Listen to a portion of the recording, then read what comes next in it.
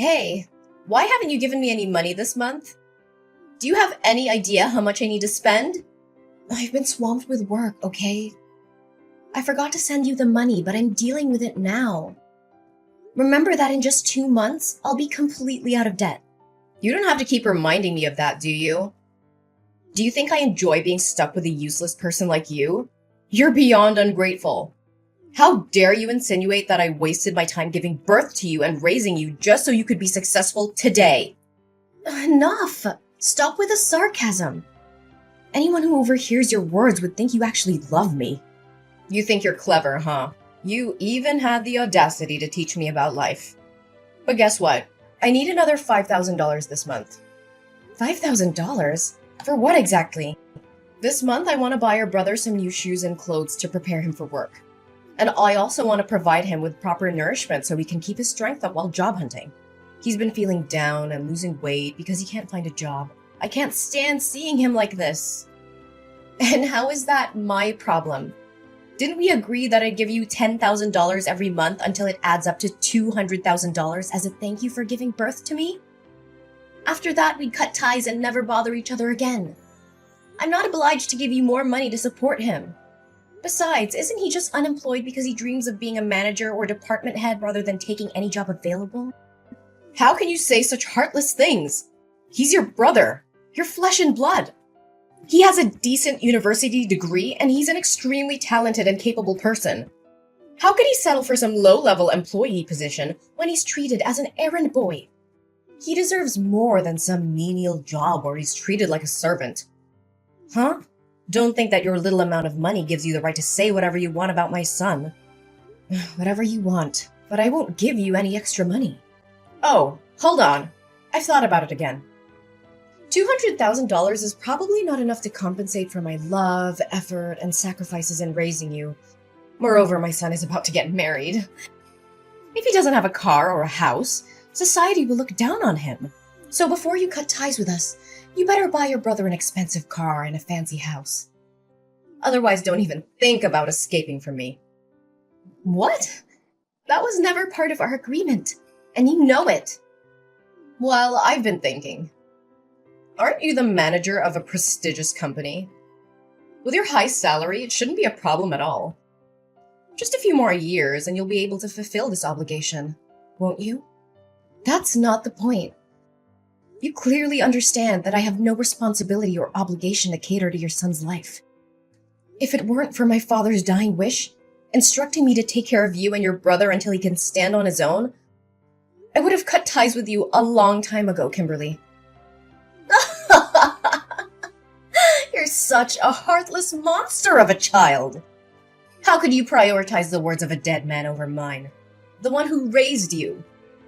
Because he treated me fairly, unlike you. So what about your poor dead father, leaving me to work tirelessly to provide for you and your brother? And now you treat me like a burden. Kim, don't you feel any shame when you claim to have taken care of me? Have you ever treated me to a decent meal or shown me the love a mother should? No, you treated me like a servant. Don't forget how cruelly you treated me. Ugh, why bring up the past? I did what I did to toughen you up, to teach you how to survive in this world. It was all for your own good. Haven't you always listened to your father? Then obey his wish. Give me money, take care of us, and provide for my son and me for the rest of our lives. Dad said, until your brother comes of age. He's already 25 years old now. When will he finally grow up and take responsibility for himself? I don't care about that. You're my daughter, and you will do as I say. You will take care of my son and help him live a comfortable life. And if you can't buy him a house and a car, why don't you use your position as the head of the department to get him a job in your company? You can't let him struggle in this cruel society, can you? Hey, are you kidding me? This is absurd. I won't use my professional position to indulge in your unrealistic demands. I don't have time to joke with you. You have such a prestigious position, yet you can't even secure a job for your own brother? You're completely useless. This is not how it works. This is a professional environment, not a favor bank. Besides, Your son lacks the qualifications and work experience necessary for the position. The recruitment process is rigorous, and I can't just hand him a job. But he's exhausted from his job search. He's constantly rejected by reputable companies, forced to work in lowly positions, and treated like dirt. I won't let my beloved son suffer. But if he works at your company, you can protect him. No one would dare bully him then. Everyone starts from entry-level positions and works their way up. He needs to learn the value of hard work and perseverance. Being overprotective won't do him any good. Ha! So now you're trying to portray yourself as mature and independent, huh? Treating this family like strangers, as if we're not connected by blood. What a waste of my love and all the hardships I endured to give birth to you and raise you all these years. But my dear daughter, I won't blame you for not loving me. I understand. It's all my fault. When your younger brother was born sick, almost on the brink of death, I simply thought you were a strong and understanding child, capable of taking care of yourself. Therefore, I focused on loving and pampering your brother more. But I never imagined it would make you hate me so much. It must be all my fault. All right. Stop dwelling on that old story. Fine. This will be the last time I help him. Promise me that if you make any more demands, you will pay me the full $200,000 and disappear from my life. All right, my dear girl. But remember, make sure to get your brother a good, respectable job.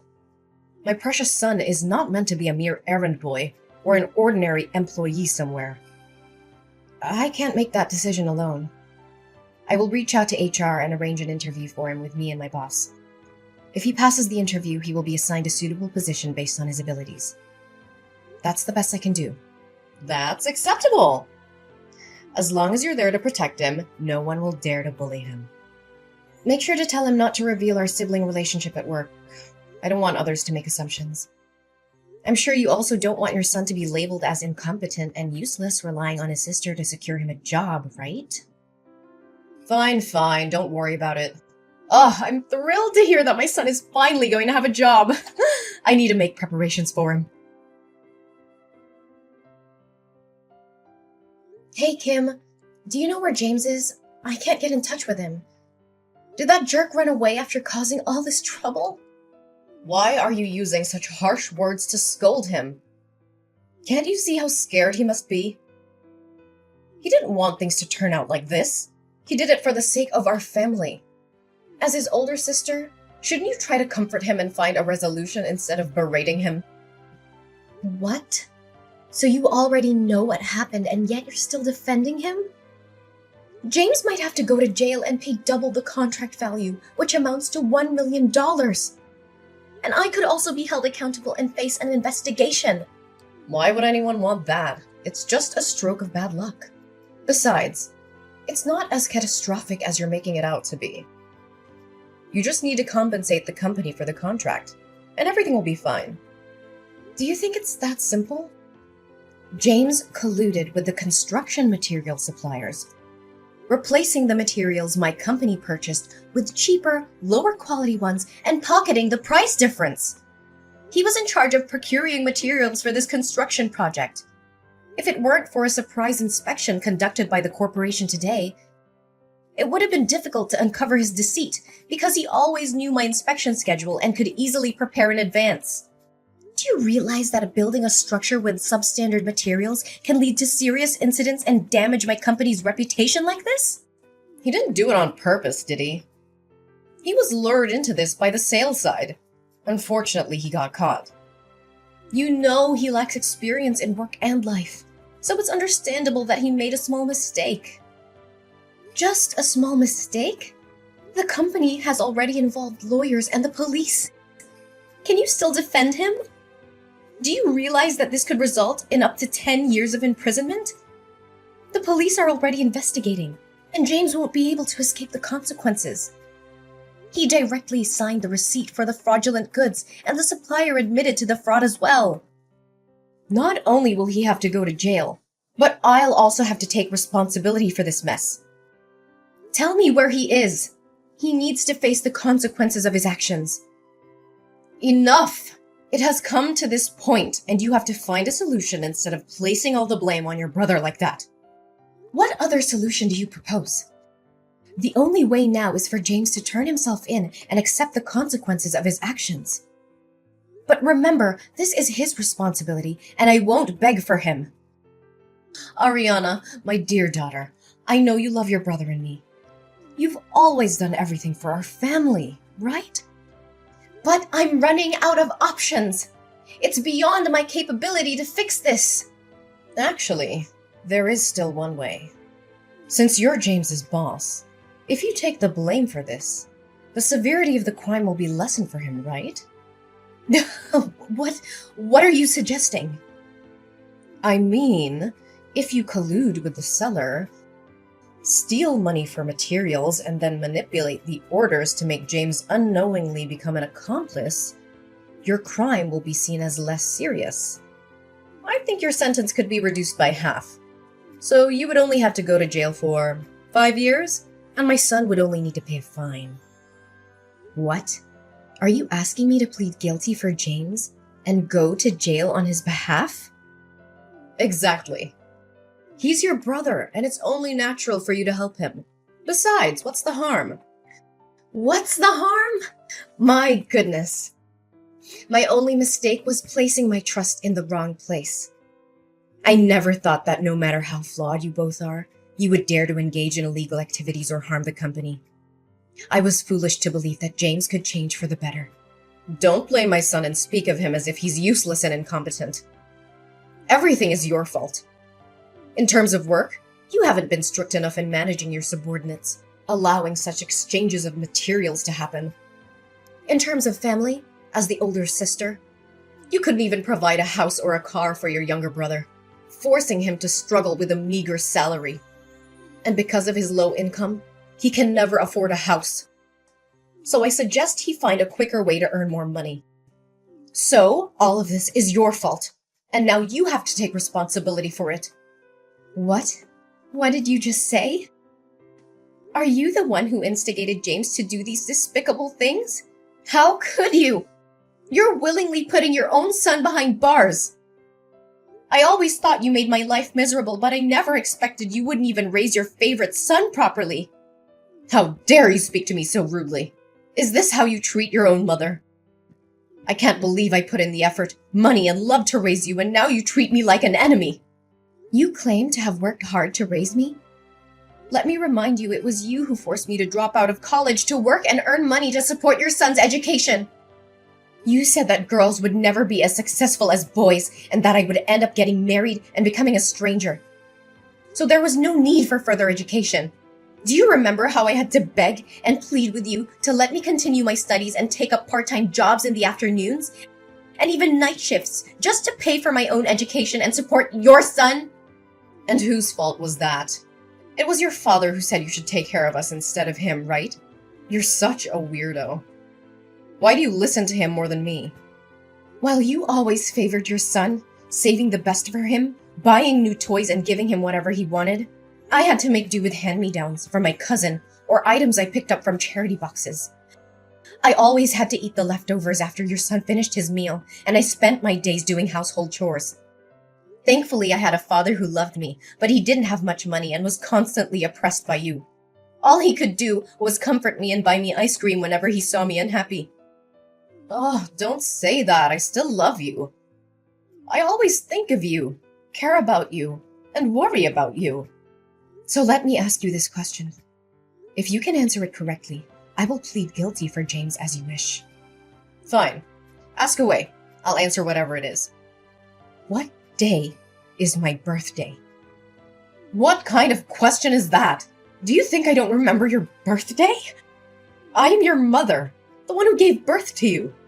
Then don't take too long to answer. September 6th, right? That's James's birthday. I meant October 15th. Yes, I'm absolutely sure. That's your birthday. Oh, well, then it must be... Stop it! I know you don't remember anything about me.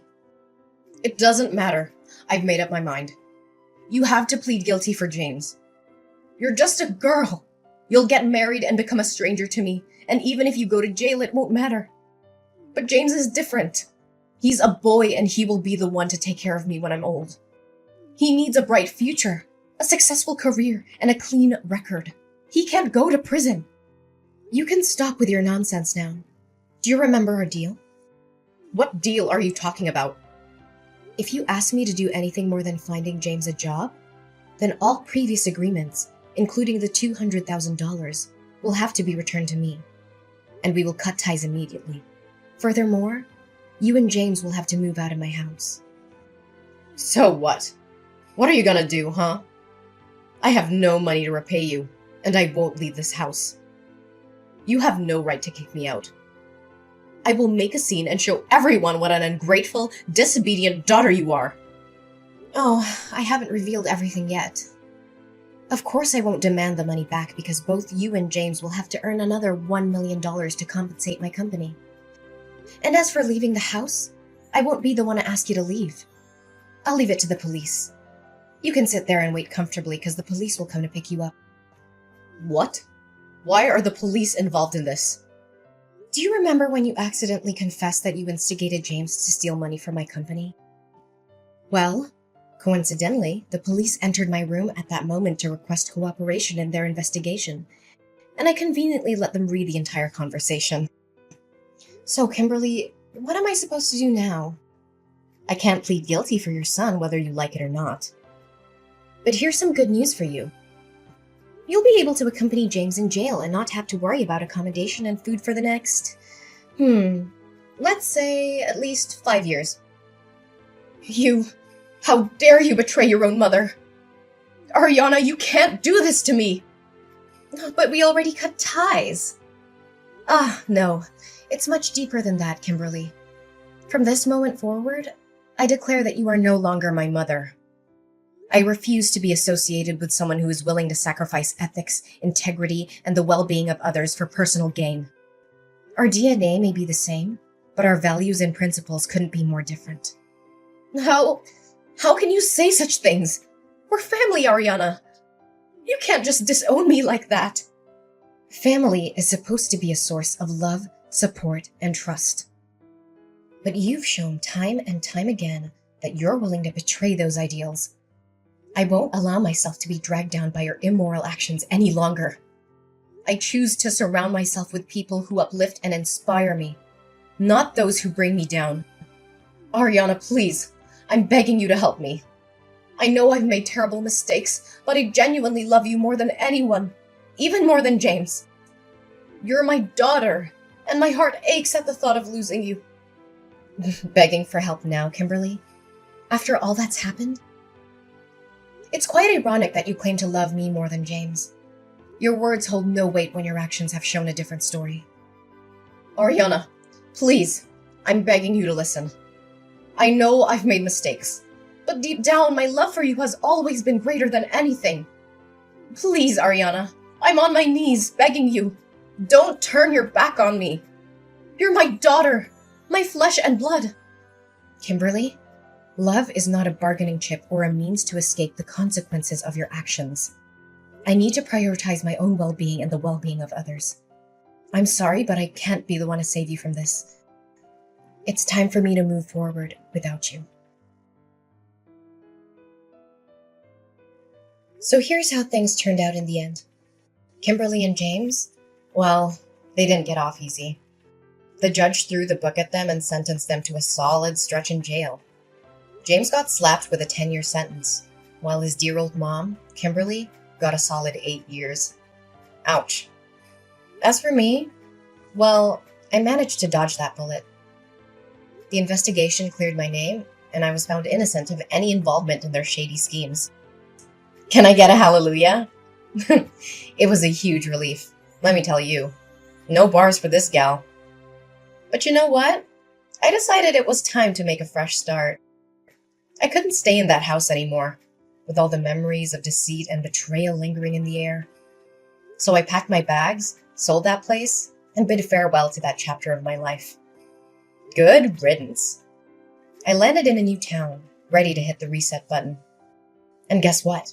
Fate had a little surprise in store for me. I met someone special, someone who saw past the scars and the baggage I carried. They loved me for me, flaws and all. Talk about a breath of fresh air. Together, we embarked on this crazy journey called life. We laughed, we cried, and we built something beautiful. It's amazing what can happen when you let go of the past and open yourself up to new possibilities. Love found its way into my heart, and I couldn't be happier. So here I am, sipping my coffee and reflecting on how life can throw curveballs at you. But hey, I made it through. I'm stronger, wiser, and surrounded by love. The darkness may have tried to bring me down, but I emerged victorious, ready to embrace the future with open arms. Here's to new beginnings and writing our own happy endings. Cheers!